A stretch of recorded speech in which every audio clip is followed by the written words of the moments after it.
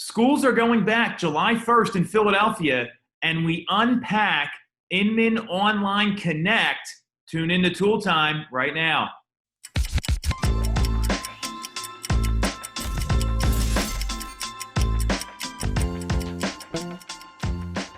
I'm Tom Toole. She is Jess Lion. We got the memo today to wear blue. Very exciting. That's usually all I wear, that or gray. That's not the point.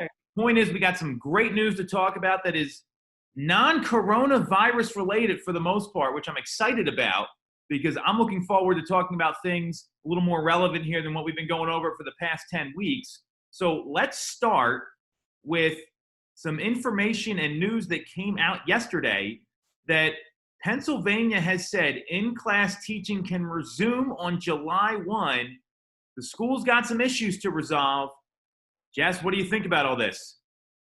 I'm so excited, and I don't even have children, but it's just, to me, a sign that things are going to be moving forward. A lot of parents have their hands so full right now. It's overwhelming. I know Nova from our team, she has to teach her children every day. I mean, so do you, and so many other people from our team just have so much on their plate. So this is going to be amazing. And reading through the article, I mean, there are going to have to be phases to this, and it's going to be different for every family because some families are not going to be comfortable sending their kids to school and others may. So this is a start, in my opinion. This is hopeful, and July 1st probably can't come soon enough. Well, I mean, it's good news on a lot of levels. And, you know, what the preliminary guidance that came from the education secretary in Pennsylvania, Pedro Rivera, said schools and counties that have reached green or yellow phase of the state's reopening can resume July 1. That's going to be everywhere. I mean, we're going yellow tomorrow in the greater Philadelphia area. That we're kind of the last batch of counties to do that. Mm-hmm. That's certainly a positive because it's not just tough on the parents. And to be clear, I'm not the one doing the teaching. My wife is. So I just need to get that out there. Oh, Bridget. She's been super supportive and allowed me to do what we need to do here. So that being said, it's also going to be good for the kids. The kids are having a hard time seeing their friends on Zoom. If you think you've got Zoom fatigue, think about what kids are feeling where they don't understand what's going on. They don't get all the dangers. So one, it's going to be a benefit for them. Two, it's going to help with education because I can't sit here and say, despite the great job teachers and school districts and superintendents and principals have done, that my kids are getting the same education they would have gotten if they were going to school on a daily basis. I mean, it's just a fact. You can't connect the same way. Yeah, we can do business that way.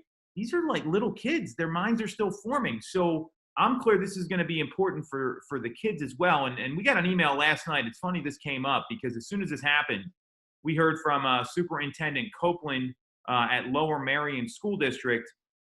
And it was a very long email. And basically the short of it was they're reviewing summer programs. They were planning to offer them remotely. And it's going to require significant changes to do things in person.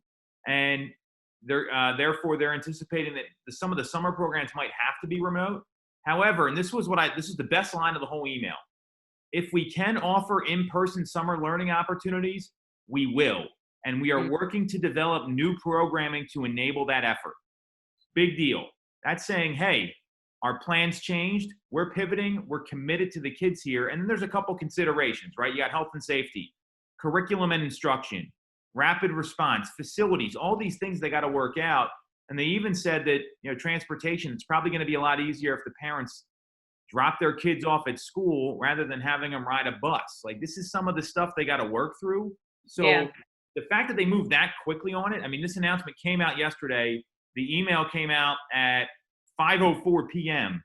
And this article, I mean, when the news dropped on from the state, it was like 4:50 in the afternoon, 4:49 to be exact on the Fire's article. So, and they probably knew about it before. I mean, you know, usually the announcement gets to us a little later.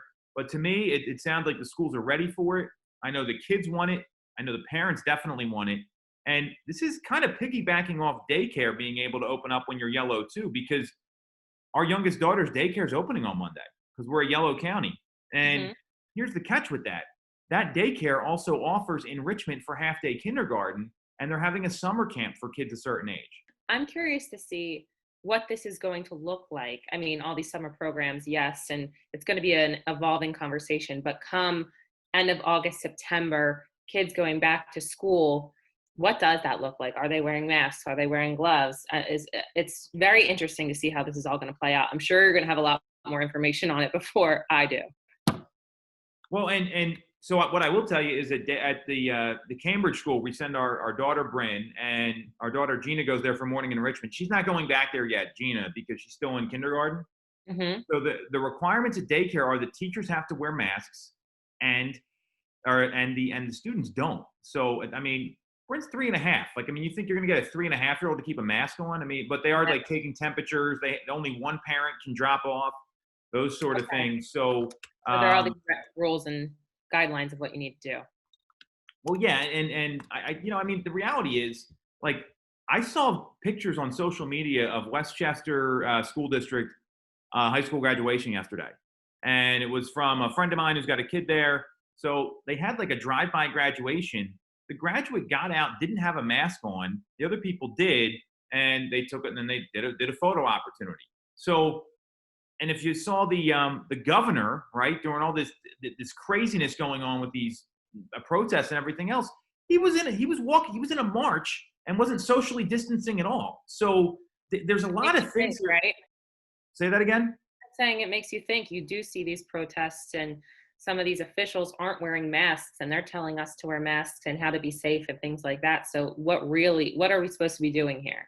Well, the governor did have a mask on, but he wasn't socially distancing. So the point is, I've seen a turn here. I mean, things are evolving, people are moving, and the good news here is, kids need interaction with other kids. And to hear schools going back has been a major relief for a lot of people. And the fact that they're working on programs and options, and we have such great school districts in our local market here, I'm really excited about that. It's a good thing for everybody. I agree. I'm excited for it too. I'm probably more excited than you are. Guaranteed. Book it. So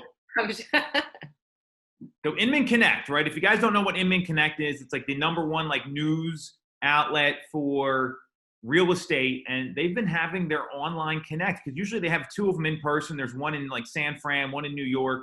Not going to happen. That's fine. Here's what they did. They had a totally virtual conference, and they have all these CEOs talking. So there's a couple things I want to highlight. I'm going to kind of give you a rapid fire here, Jess. We're going to go down one by one. So the first is they interviewed Zillow CEO Rich Barton, and I've seen him speak live. Very intelligent guy, founded the company, left, came back, also founded Expedia. So on his interview, what he said is this crisis feels a lot different than the last one. Unlike today's crisis, the secondary market for mortgages seized in 2008, and despite a small servicing crisis early on, which I saw personally, the secondary mortgage market has barely blinked.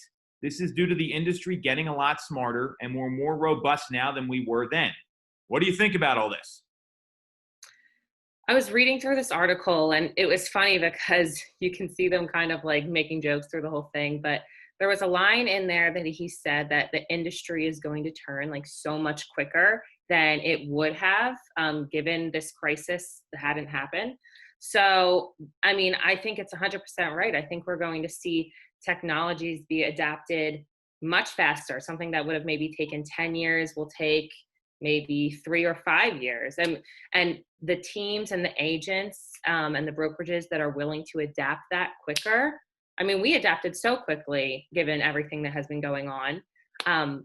It's just going to come a lot faster, and we're going to have to like be on our feet running with this, or else we're going to be left in the dust. Well, I would say there's already people that have been left in the dust. And what he's talking about here too is that the mortgage markets, right? Like, I mean, the whole 2008 crisis was because bad lending decisions, not enough controls.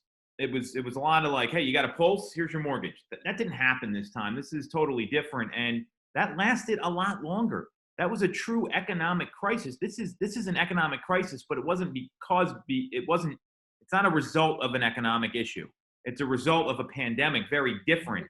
And I saw him speak about a year ago at the T3 Summit, hosted by Stefan Swanpoel, where they have all these CEOs, and they don't even reveal like the list of people talking before you get there. So I get there, I'm like, holy crap, this lineup's awesome. And I saw all these guys we're going to talk about speak. And he said, this is real estate 2.0. Real estate's changing. And you look at what's going on online right now. People can do a tour request online now with all these video tours, virtual tours, Matterport, all these different things. Yeah, it's moving a lot faster, and the industry was always already going that way, and it's had to accelerate. So Yeah. I would say that he's accurate there. And also, we've seen this was like a 2.5 month thing. It wasn't a 3-4 year thing like happened in 2008. So definitely feels a lot different. So sounds like we agree there. All right, here's the second one. Gary Keller. We're seeing a fast. So Gary Keller is the CEO of Keller Williams, by the way. We're seeing a fast track to disruption. So what he had said is that he predicts mergers and acquisitions are going to speed up in the wake of the pandemic. The last thing we need is another fight in the industry and in the world, is what he told Inman. For those of people out there that were expecting us to beat each other up, I don't have any interest in doing that. And Gary Keller agreed. And he said that it's just going to be a lot of people starting to accelerate, starting to merge, and starting to disrupt. And he specifically mentioned physically based businesses. And what's the least I have to do digitally to protect my physical based business are the questions people need to be asking. And that there's going to be kind of a new normal where it comes to interaction, where a lot of agents like insist on doing things in person. A lot of people insist on that. That's not really happening right now. So that's what he's talking about. And that's going to create a lot of like mergers and acquisitions in the tech space. What do you think about all this? You know, it's funny because I've been getting questions about this from clients, and Rich and I were discussing it, not in terms of like real estate related, but in terms of physical space for like restaurants as well. This is going to change everything. You really don't, like you're saying, need a physical space. And if you're smart, you're going to be focusing on how do I improve my digital business, you know, interactions, closing a deal, all online, because that's all we've been doing for the past 2 months or month and a half or 10 weeks. So I definitely agree. I really need to, and as a business owner, you really need to think about how can we improve our digital process and presence rather than worrying about the physical brick and mortar building. Yeah, and what I know is that that there's going to be a place for having in-person meetings. There's going to be a place for in-person interaction, because that's still different than being on Always, a Zoom call here. What always. I also know is that in the real estate transaction specifically, realtors are addicted to doing things a certain way because they always have. And they insist, hey, like I had an agent in the middle of this tell me I need to drive over someone's house to have a conversation with them. I said, first of all, I can't do that. And secondly, you're asking me to do the amount of time you waste doing that. Like it's just not a productive activity. So what we're going to start seeing, and what Gary's predicting, which I agree with, is we're going to see some like strange partnerships. Meaning like where you see brokerages merging or acquiring these tech companies. I mean, you look, Compass bought that CRM Contactually. That's just the tip of the iceberg. You're going to see stuff with like videographers coming in house, VR, Matterport, all these things. So it's going to start to happen, and the consumers are already ready to adopt automation. I don't think there's any question about that. They seem fine with it, and Yeah. we've been pushing for a while, like, hey, we're going to do the least amount in person because we want to make it efficient and effective. That's something I've been doing for a long time.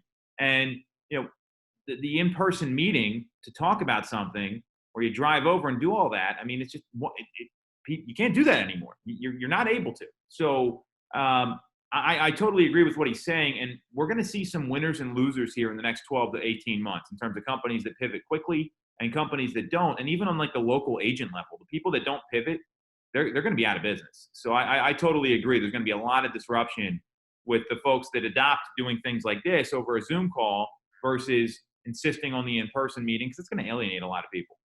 Yeah. Same page. All right, number 3, Glenn Kelman, CEO of Redfin. This one was pretty interesting. So he said the listings that are getting the most traffic right now are in small towns. And the trend he's viewing is going to be driven by the rise in remote working, and that people have concluded that if you can work from home, why would you pay the taxes of living in a larger city? That a lot of consumers are considering a relocation. And there's a challenge to everyone. There's also going to be a massive opportunity.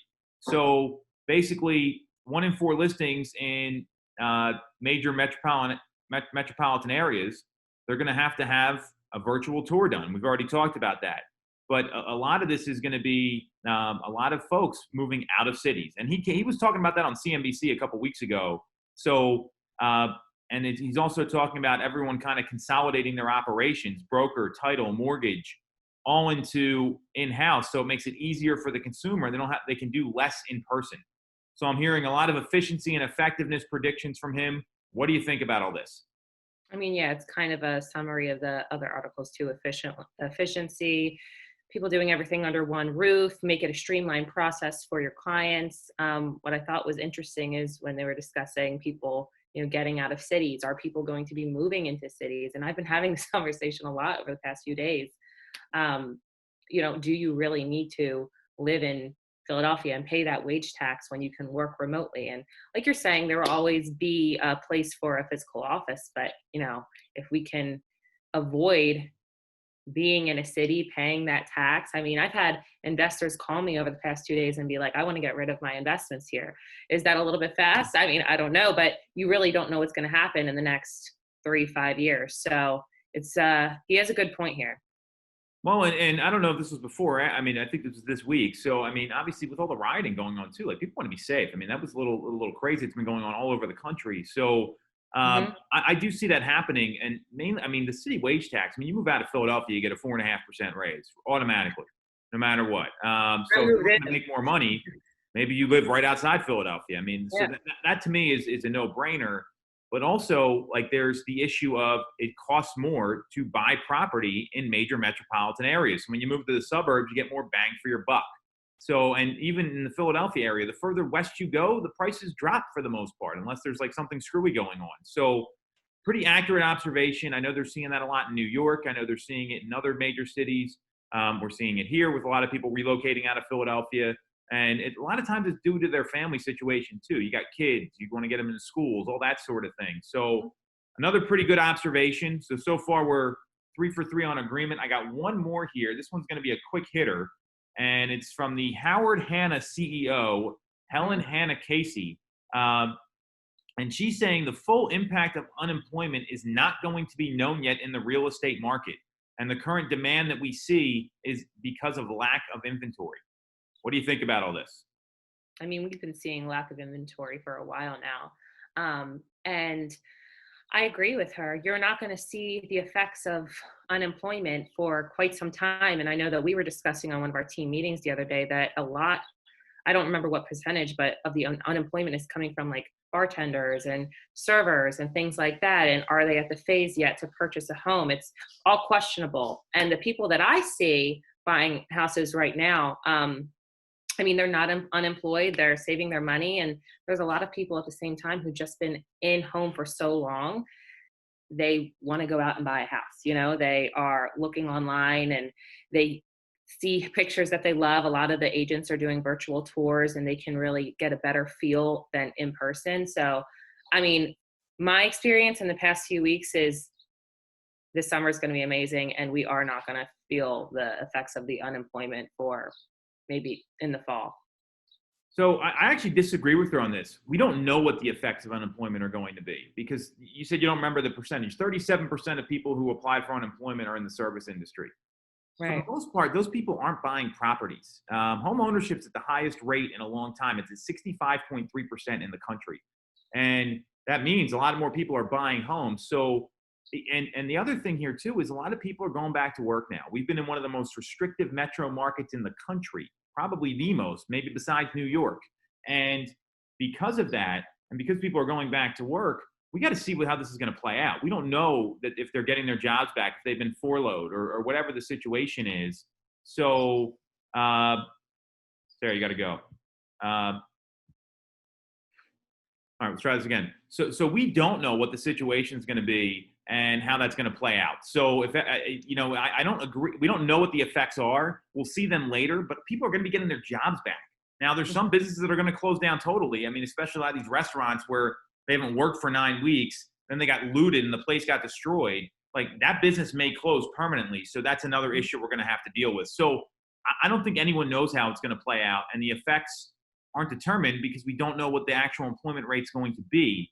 when in a few months when people get their jobs back. I agree. I mean, all I know is my experience, and people who thought they were being furloughed are not being furloughed, and they're calling me saying, Jess, we're ready to buy our house again. So that's what I'm Well, dealing yeah, with. and there's those people too, but I think what she's talking about is the greater picture here. So, all right, we broke it all down. We had 3.5 agreements there, not bad. Give us the quote, Jess. We got to roll. Nelson Mandela, he says, I thought this was pretty appropriate. May your choices reflect your hopes, not your fears. May your choices reflect your hopes, not your fears.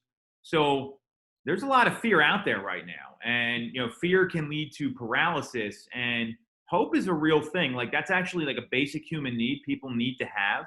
So if you're not making choices with the hope of getting to where you want to get to, or having the kind of life you want, or what's going to happen if you do the right thing, then it's all fear-based and you're paralyzed. You're going to be in the same spot you are for the rest of your life. Mm-hmm. That's what I got. What do you think?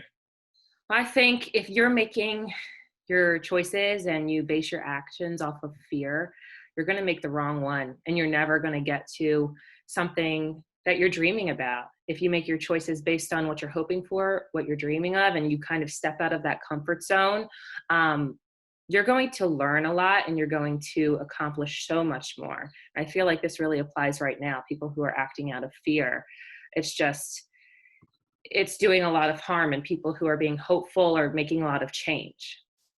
Well, hope is going to lead to change. I mean, if you're fearful of something, I mean, it's usually fear or like overwhelm is really what ends up like holding people back. And if you're overwhelmed, you're underplanned, right? So fear, and it's not really a real thing, because I mean, it's stuff people are afraid of. Like, they think they're going to have this like they're afraid to do something, whatever it is, like work out or go lead gen or whatever. And when they're actually doing it, all the things they think are going to happen never end up playing out that way. So to me, it's you got to look at what the upside is and do something that your future self is going to thank you for, and that's where your choices should be based. Amen. All right, we said it all. Interesting show today. Liking the new topics. No more coronavirus. No more crazy governors. Catch you guys next week. Thanks for watching.